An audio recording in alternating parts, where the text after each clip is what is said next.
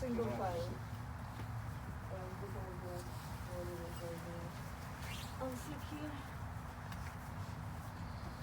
And friends, at this time we are going to begin the funeral services for Val Chevsky.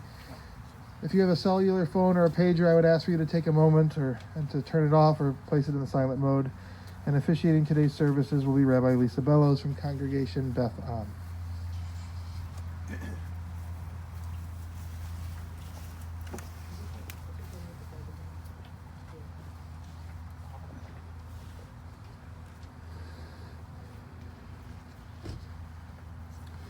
We so hoped that this day would not come when we would be celebrating Val's life instead of Val living his life as he loved to do. Val cherished life and made the most of it, and now we are here at this time and place to say goodbye to him and to celebrate Val Chevsky's life. For his love that united us in life and which death cannot sever, for his companionship that we shared along life's path, for the gifts of his heart and mind that brought us joy and happiness. For all these and more, we give thanks.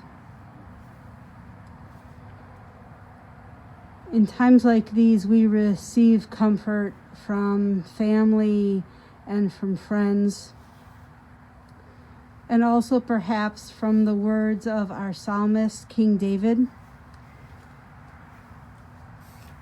King David was a man who wrote about issues of life and loss, of love and death. Adonai ro'i lo echsar bino deshe yarbitzeni al me menachot yenachaleni. The 23rd Psalm, which those of us who are here have on the inside cover of the leaflet, can feel free to join me. The Lord is my shepherd, I shall not want. He maketh me to lie down in green pastures. He leadeth me beside the still waters. He restores my soul. He leadeth me in the paths of righteousness for his name's sake. Yea, though I walk through the valley of the shadow of death, I will fear no evil, for thou art with me. Thy rod and thy staff, they comfort me. Thou preparest a table before me in the presence of mine enemies. Thou hast anointed my head with oil. My cup runneth over. Surely goodness and mercy shall follow me all the days of my life, and I will dwell in the house of the Lord forever. In the book of Ecclesiastes, we read that there's a time to keep silent and there's a time to speak and to offer words and memories. I invite forward Alan.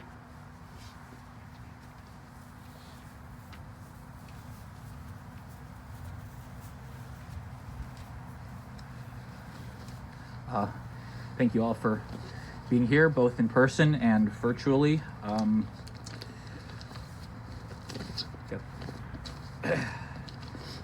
cold and I'm sad, so I will do my best here. And I apologize if I'm... Can you hear me okay? Okay, thank you.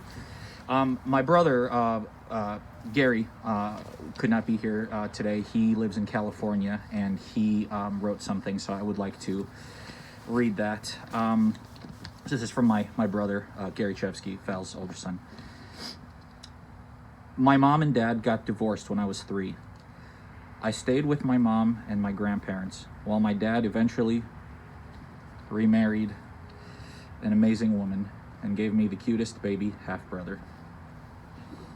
My dad continued to be an enduring presence in my life in Odessa.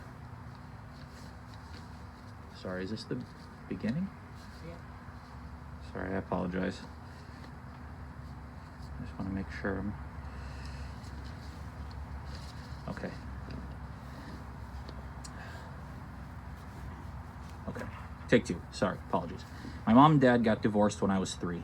I stayed with my mom and my grandparents, while my dad eventually remarried to an amazing woman and gave me the cutest baby half-brother. My dad continued to be an enduring presence in my life in Odessa, having me visit and stay with them on weekends and play with baby Al until they moved to the States in 1982. The next 6 years, we were apart, and as he and his family were rediscovering themselves in this new country, he stayed in touch and managed to scrape up enough from his immigrant salary to send us parcels back in Odessa with trendy clothes and toys that I proudly showed off to my teenage friends. In 1988, my mom, my grandparents, and I immigrated to San Francisco. I was now 16, and within 2 or 3 weeks, my dad flew me to Chicago to have me experience a slice of the real American dream. In 6 years since they got to this country, with nothing but the clothes on their backs, they now had jobs, cars, a townhouse, a VCR stocked with Hollywood movies. For you young people, Google VCR. Red caviar and sausages from the Russian store. Al was 10 and crazy about the World Wrestling Federation, Hulk Hogan, and Macho Man, Randy Savage. They showed me a loving family and a home. It was paradise. I can't do this with glasses, I'm sorry. It's better. They invited me to live with them permanently and avoid the poverty and struggles that I would have to endure living a new immigrant life in San Francisco. After a lot of soul searching, I stayed with my mom and grandparents. I have no regrets about my choice, but I never forgot his and Lilia's gesture. My dad and Lila over the next 32 years got to see me in person maybe once every couple of years. Not a lot, but enough for my dad to feel that he had not just one son, Al, but two, carrying not only his last name and his looks, but many of his better qualities. He adored his grandsons, and they had so much fun with their grandpa Vovo whenever he visited San Francisco. He always expressed his love in his unique ways. When we were apart, he would keep me on the phone for hours, talking nonstop, meandering through loosely related topics, not letting me insert a word, pouring his thoughts out, and in the end saying, "That was a great conversation. Let's do this again soon." He would always philosophize about how different his two sons were, finding the good and bad in both our life's choices, but wishing he could spend more time with both of us. He would criticize and make fun of his ex-wife, my mom, Diana, yet over the last 20 years they became best friends again, and along with their spouses, incredibly, they would travel the world together, bickering like George Costanza's parents from Seinfeld, yet somehow forgiving each other's old familiar flaws just as fast as they pissed each other off. I believe my dad was a happy man, a man imperfect in many ways. He was liked by many, loved by few, and deeply at peace with his choices in life, his beliefs, and his wins and losses. He took great care of himself. He inspired me to stay physically active and strong. At 75, he looked better than many 50-year-olds. He traveled incessantly. He had an infinite curiosity for exploring new cultures and new places. He knew a lot about a lot of things, and he was not shy about sharing his views, especially if one didn't agree with him. He took no shit from nobody, lived on his own terms, and he went quickly, and so before his time. Fortunately, he suffered only a short while, and I'll always remember him as funny, strong, opinionated, smart, eloquent, optimistic, obsessively organized, and a loving dad in his own imperfect ways. I believe his was a life well lived, and if he had any regrets, it was only that he would spend more time with his sons and grandsons. And now may he rest in peace and live forever in our memories. That's from my brother, Gary. Thank you, Gary. I will try not to keep you much longer on my end. I don't know what the standard length of time is for these. But anyone who ever had occasion to dine or drink with my dad knows how much he enjoyed making toasts. I didn't really inherit that skill, as I think this will probably show, to do it nearly as well as he did, but I do believe he would approve of the eulogy is toast approach. But what kind of toast to give at such a time? Besides his family, what I believe my father loved most was his country. Besides his family and friends, what I believe my father loved most was his country. Not the motherland we emigrated from in 1983, but his and our adopted country, the United States of America. He spoke of and defended America like it was his wife or one of his children. Politically, he and I had very different views, and we argued about it a lot, especially this year. But even though our ideology differed, even though we disagreed, it was usually cordial. It was always civil. And in what turned out to be his final months, we lamented how in our society, we lamented how our society is no longer able to have discourse like the ones he and I would have, where reasonable people can disagree and actually learn from each other's points of view.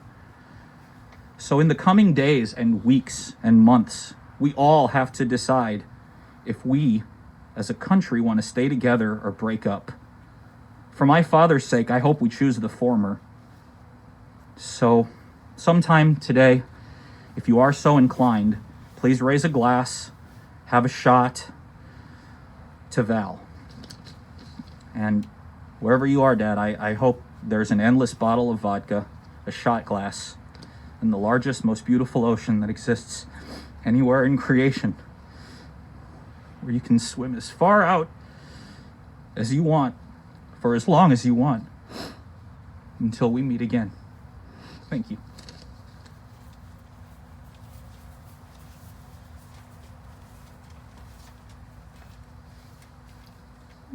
Beautiful.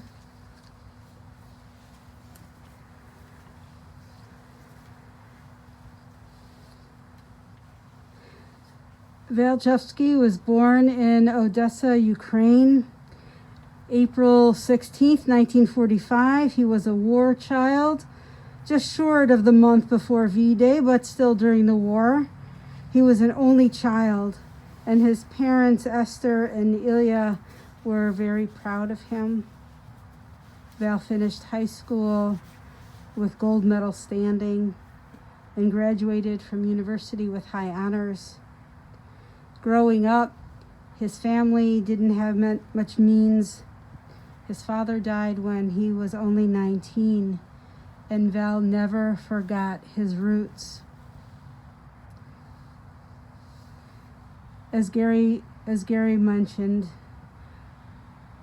Val met his dear Lilia in 1977, and they married in 1978. Valentine's Day, 43 years. 43 years, but you want more.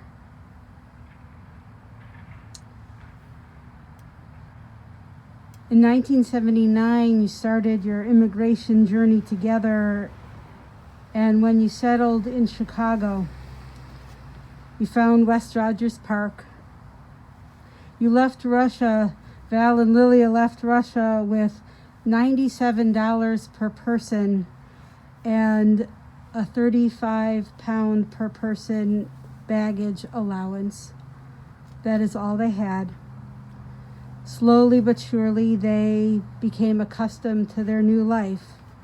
Parents and friends helped them, along with Jewish social services, furnish their first apartment, and they had everything they needed. Val guided them with patience and fortitude, always saying, "It will only get better," and it did. Val refused to do anything less than live to the fullest. He taught you that what you should do, what you do in life should be of value. It's what you do in life that matters, not what you accumulated, although he was blessed with both. Val was a great balance to Lilia. He was, Lilia, your anchor. And he was often the voice of reason, always reminding her, "It will be there tomorrow. And you could wait to purchase what you wanted, unless it was on sale at TJ Maxx, and then you purchased it right away. Well, Val modeled and lived with knowing what really matters in life is happiness. He would say, sure, you can spend more, but will it make you happy? Val took care of Lilia. He taught her so much, from switching the electrical outlets in the house to managing Excel spreadsheets and beyond. He would say, one day I'm going to die and you will miss me. So come here. Let me show you how to do this so you will be able to do everything yourself. He loved his Lilia unconditionally. Well, he didn't always support everything. Eventually he did. And he loved your cooking, so he compromised.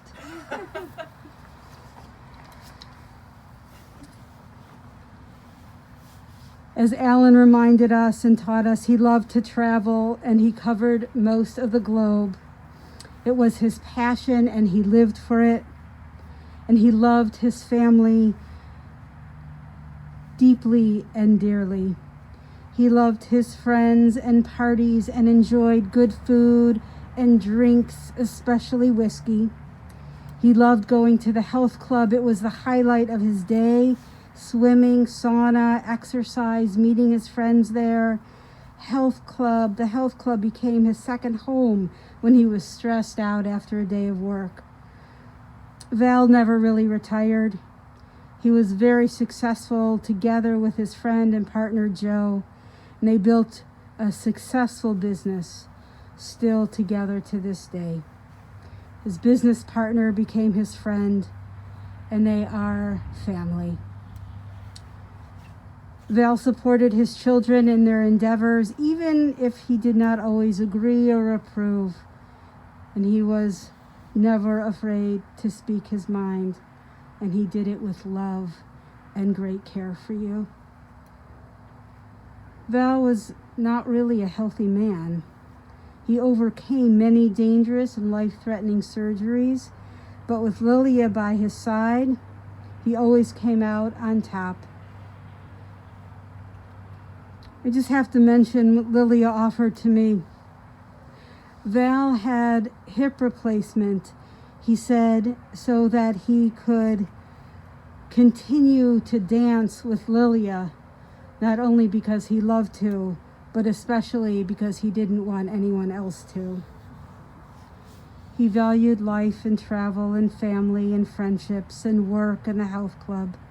He was brilliant at work and a handy man, and he loved to vacuum.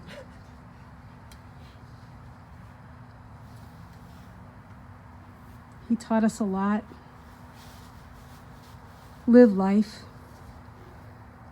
to its fullest. Remember what is important. Cherish and take care of each other. And when you do, so Val remains in this world, not in the way we want him to, but in the only way he can now. Val was a good man. May his name and memory be for blessing and inspiration.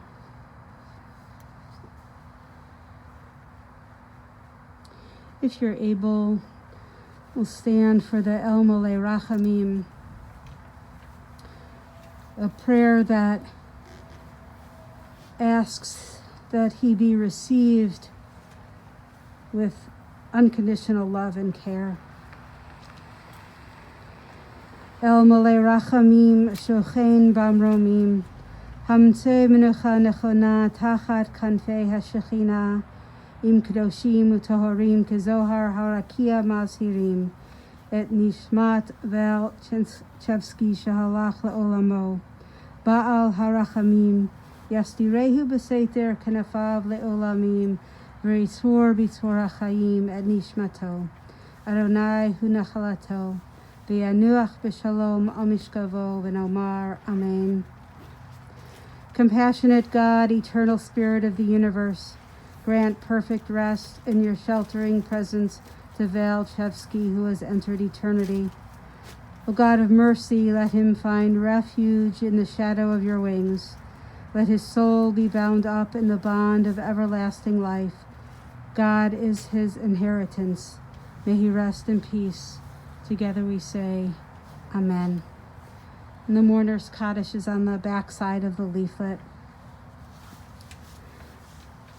Yitkadal v'yitkadash shemei Rabbah. B'yalma divrach hirutei v'yamlich malchutei. B'chayechon uvyomechon uvchaye dechol beit Yisrael. Ba'agala uvizman kari v'imru. Amen. Yehei shmei Rabbah mivorach eolam olomei omaya. Yitparach v'yishtabach v'yitpa'ar v'yitroman v'yitnaseh.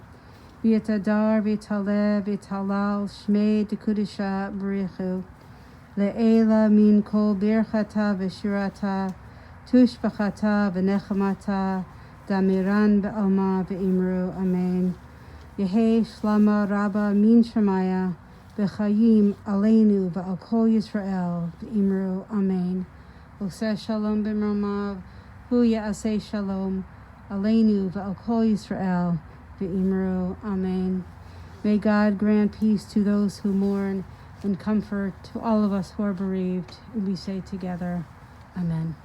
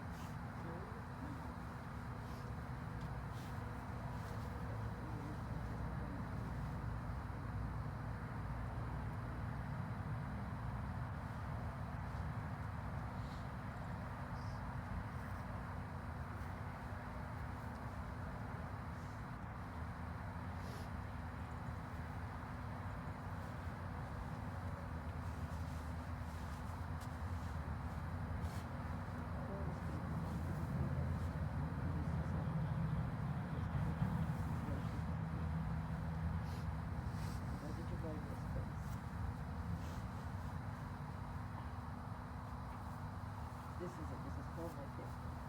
My one grandmother, another grandmother, my father, future for my mother. This is my brother, sister-in-law, grandparents.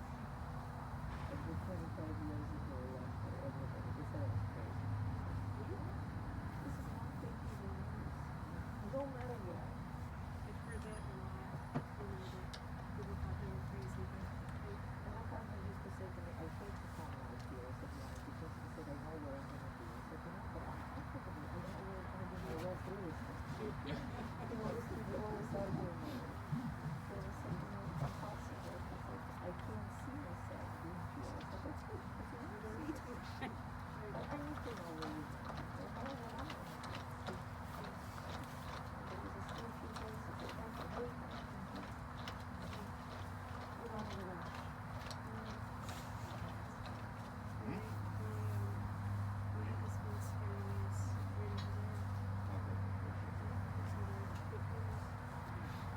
always knew because that was a temple high rock, so I could never get lost here in the cemetery.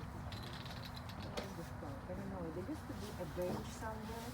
Yes, they took it away. Oh no, right there. There is a bench. Yeah. And I used to come here when my father died for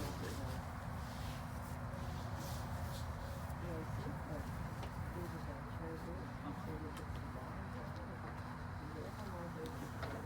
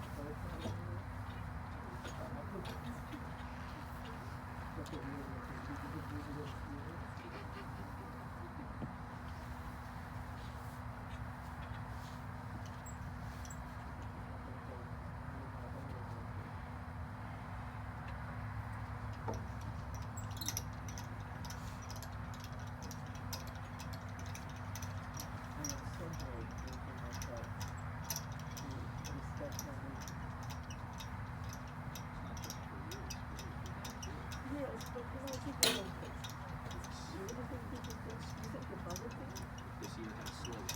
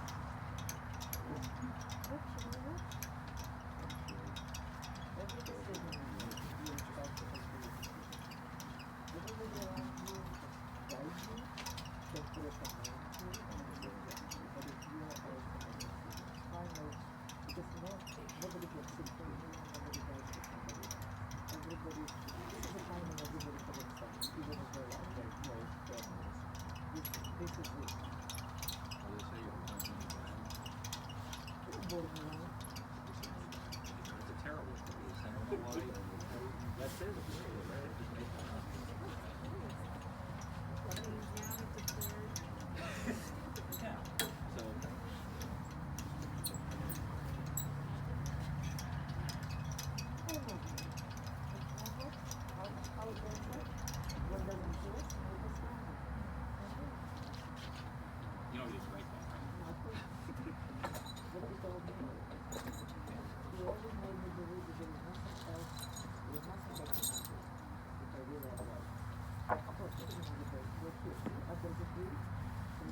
That's what I thought you were talking, yeah. Yeah, I remember there was a bridge somewhere here. Because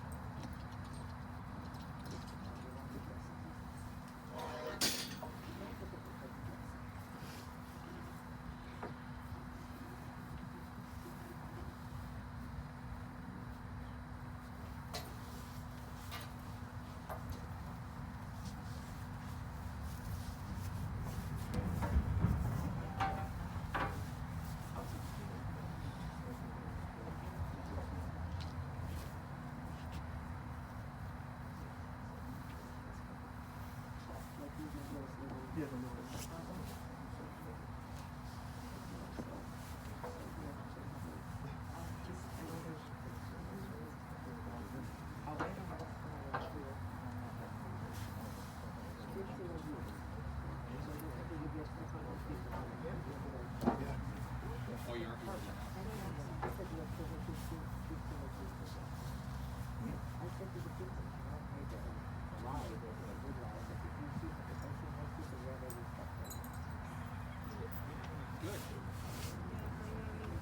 So friends, if you'd like, in just a moment, if you'd like to come forward and participate in the burial, you may do so. We would ask that you just go one at a time, keep your distance, and you can use one of the two little spades in the shovels. Some people have the tradition of doing it 3 times, so if that's your tradition, please feel free to do so.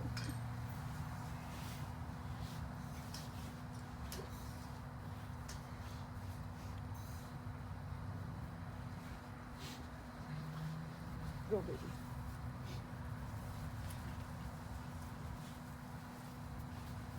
Either is okay.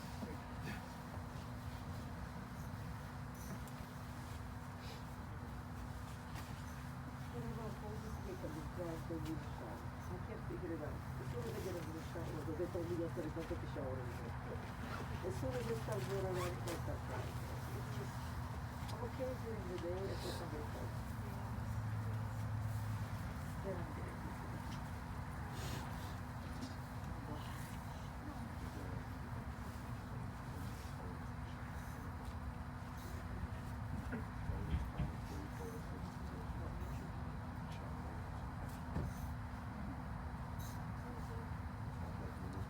Yeah.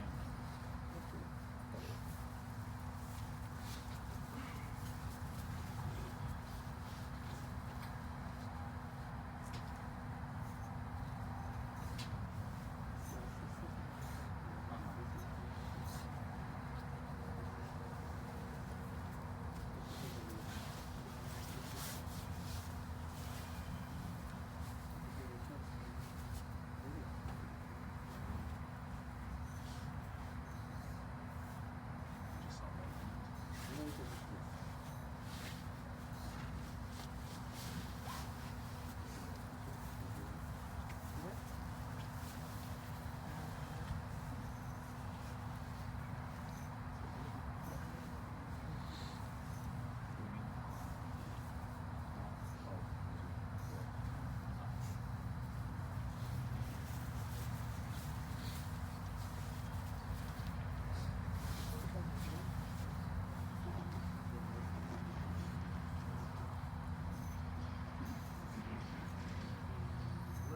Oh. Hope so.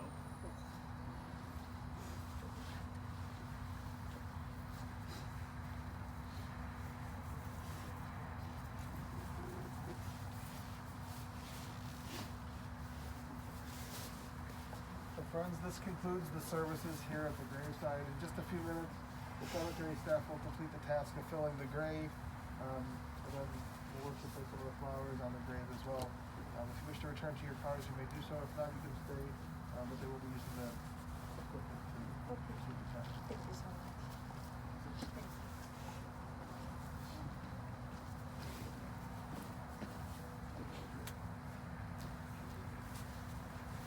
You know what the first class said, told me,